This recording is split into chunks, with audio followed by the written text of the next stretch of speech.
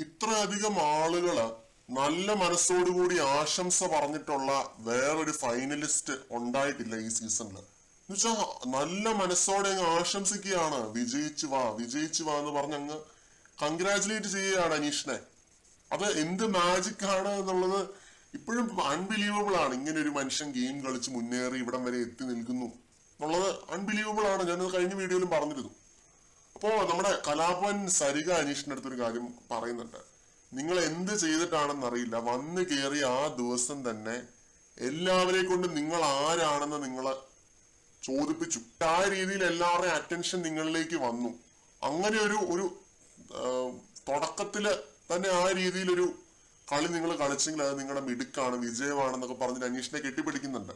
എന്നുവെച്ചാൽ അത്രയും ആ രീതിയിലൊരു മാസ് ഡയലോഗ് പോലെയാണ് സരിക അത് പറയുന്നത് കേട്ടോ. എനിക്ക് തോന്നുന്നു ഇത് BB+ലോ മറ്റോ കാണിക്കുമായിരിക്കും.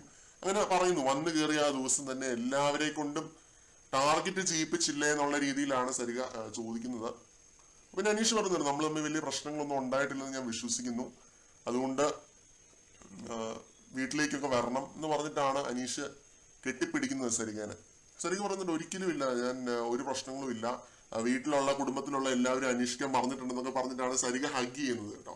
പിന്നെ പിന്നെയുമായിട്ട് അനീഷ് സംസാരിക്കുന്നത് അതിനെപ്പറ്റി നമുക്ക് പറയാം. അപ്പാനിഷടുത്ത് കെട്ടിപ്പിടിക്കുന്നുണ്ട്, സാബുമാൻ കെട്ടിപ്പിടിക്കുന്നുണ്ട്, എല്ലാവരും തന്നെ ഇത്രയും നല്ല മനസ്സോടുകൂടി എല്ലാവരും കൺഗ്രാജുലേറ്റ് ചെയ്ത് മനസ്സ് നിറഞ്ഞാണ് ഇവരെല്ലാവരും കെട്ടിപ്പിടിക്കുന്നത്. അത് കണ്ടാൽ നമുക്ക് മനസ്സിലാവും, മനസ്സ് നിറഞ്ഞാണ് ഇവർക്ക് ഹഗ് ചെയ്യുന്നത് ആ മനുഷ്യനെ. അത് മനസ്സിൽ എന്തെങ്കിലും വെച്ചിട്ടൊന്നും അല്ല, അത് കണ്ടാൽ അറിയാം. അത് ആ രീതിയിൽ അത്രയും പോസിറ്റീവായിട്ടാണ് ഇത് കണ്ടത്. ഞാൻ കൂടുതൽ അപ്ഡേറ്റുകളുമായിട്ട് വീണ്ടും കാണാം.